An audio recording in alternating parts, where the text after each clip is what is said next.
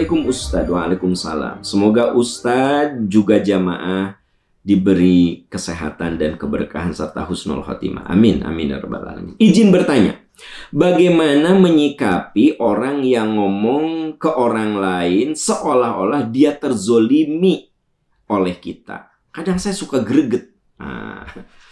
Jadi orang tuh ngomong, saya tidak dizolimi sama dia. Wah, saya teh gitu. Anda greget ya kan gitu. Gimana ngadepinnya? Oke. Yang penting Anda introspeksi. Anda zolim tidak? Oke, Anda tidak zolim.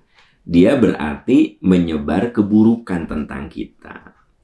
Catat teman-teman, kalau Anda difitnah, disebar keburukan Anda, padahal Anda tidak melakukan itu, sesungguhnya dosa-dosa Anda sedang dirontokkan dengan fitnah itu. Gitu. Memang membuat kita capek, lelah, kesel ya. Tapi sebenarnya di sisi lain, dosa Anda tuh sedang diambil oleh orang yang menebar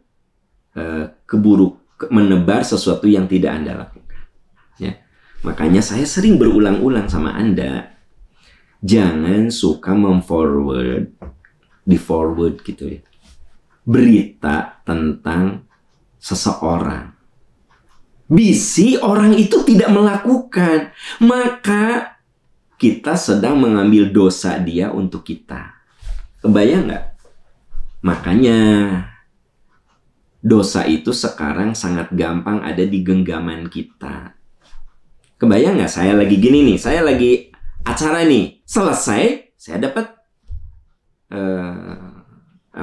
info, saya baca, saya langsung sebar lagi. Ternyata itu tuh ada unsur bohong, ada unsur fitnah, ada unsur adu domba. Terus saya tadi disebarkan, maka saya sedang mengambil dosa orang itu, gitu. Makanya teman-teman, Anda sedih boleh, ya, merasa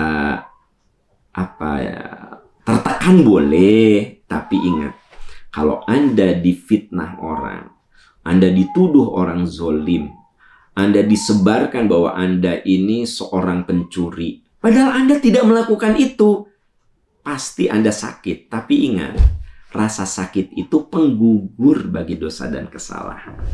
Jadi gimana tuh? Anda bisa baca surat Al-Muzammil ayat 10. Kalau ada orang yang cerita bahwa Anda itu zolim, ya, dia itu dizolimi oleh Anda. Wasbir ala ma yaqulun. Sabar kamu atas apa yang mereka omongkan. Nah, itu.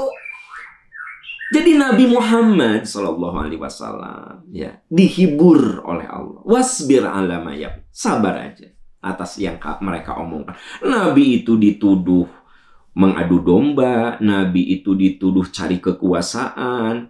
Kan sampai orang kafir Quraisy bilang, Muhammad, kamu ini pingin kekuasaan. So kami bersepakat kamu itu jadi raja bagi kami. Kata Nabi, aku mah bukan cari kekuasaan. Kamu tuh ingin jadi orang populer. Kamu kan sudah populer, diberi gelar Al-Amin. Mau nyari apa lagi atuh kamu teh?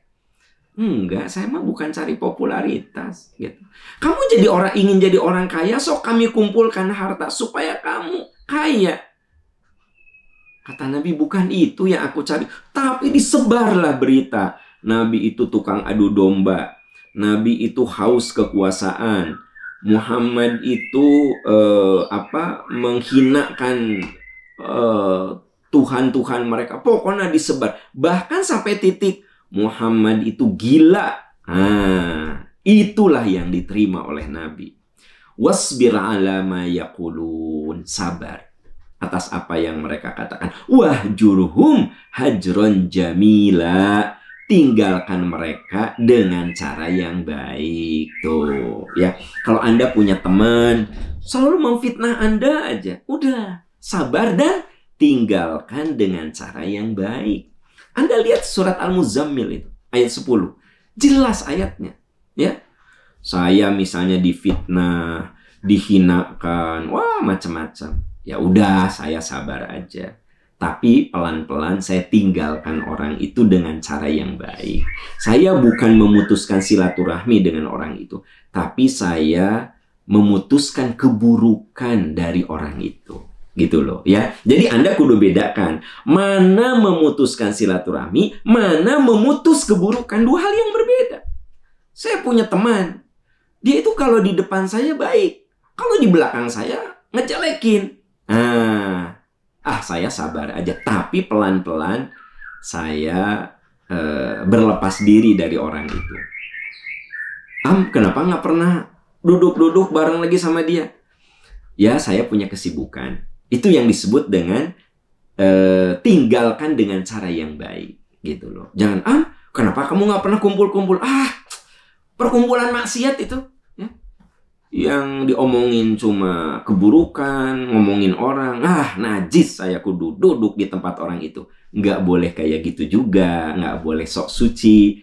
Jadi, ibu kenapa ibu nggak pernah kumpul-kumpul lagi? Saya tekan ibu rumah tangga lah, di rumah saya nggak punya asisten, jadi saya nggak pernah duduk-duduk. Punten ya punten, saya banyak kegiatan saya. Nah, ibu itu sebenarnya meninggalkan grup itu, geng itu, karena ibu merasa, asap telinga itu asa nggak enak ya, ngomongin kepala sekolah, ngomongin temen yang lain, ngomongin guru-guru, bahkan ada yang ngomongin mertuanya sendiri, ada yang ngomongin suaminya sendiri. Ibu teh duduk di situ teh rasanya ibu wahjurhum hajron jamila. Ibu pelan-pelan mundur dengan cara yang santun. Wasbir alama yaqulun. Tuh Bu, Pak, sahabat ini indah sekali kan. Kalau Anda difitnah, ya, kalau Anda disebut orang zolim, kalau Anda disebut orang yang mengadu domba, kalau Anda disebut pengkhianat, padahal Anda tidak melakukan itu. Enggak Anda lakukan itu. Catat, seluruh omongan-omongan itu menjadi penggugur bagi kesalahan Anda. Caranya apa? Wasbir alama yaqulun, sabar atas apa yang mereka katakan. Baginda Rasulullah itu sampai disebut orang gila, orang gak waras gitu kan. Tapi Nabi tidak layani itu. Tapi wahjurhum hajran jamila. Firman Allah, jauhi saja mereka dengan cara yang jamil. Jamil itu cantik, indah, elegan gitu loh. Ya. Nah, jadi ada saat kita ini mundur teratur karena sangat bagus nih. Nah, logika, rasa, pikiran, agama kita kan bisa menilai ini lingkungan bagus atau tidak. Kalau Anda berkumpul dengan orang yang membuat Anda jadi lebih berilmu, Anda menjadi merasakan kemanfaatan, Anda kudu berada di situ. Kenapa? Karena itu lingkungan yang soleh. Robbi habli hukman wa alhiqni bis sholihin. Dekatkan saya dalam lingkungan soleh. Nih, saya setelah dekat dengan orang ini jadi lebih semangat ibadah, jadi lebih semangat berwakaf, jadi lebih semangat berinfak. Ya, saya jadi lebih cinta kepada keluarga setelah saya kumpul di tempat itu. Jaga tempat itu. Sabar berada di tempat itu. Tapi kalau saya berada dalam satu lingkungan, ada sejumlah teman yang kalau duduk di situ hati kita jadi kotor gitu ya. Ngomongin si itu, ngomongin si ini yang belum tentu benar juga, ya kan? Ini bahaya nih, ini akan membuat saya pikiran dan hati saya kotor ini. Nah, wahjuruhum hajron jamila. Mundur pelan-pelan dengan cara santun. Itu. Ayatnya indah sekali teman-teman sekalian. Apa sih yang rumit kalau kita sudah beragama? Tidak ada yang rumit. Kalau kita sudah beragama dengan benar, kalau kita sudah ada dalam bimbingan Islam, semua jadi ringan, semua jadi mudah, dan semua jadi indah gitu. Coba ini satu ayat yang sangat singkat. Wasbir alama yaqulun, sabar atas apa yang mereka omongkan, tapi kudu ada aksi dari kita. Wahjuruhum hajron jamila, tinggalkan saja dengan cara yang santun. Ada kata-kata dengan cara yang baik. Anda baca Al-Muzammil ayat 10.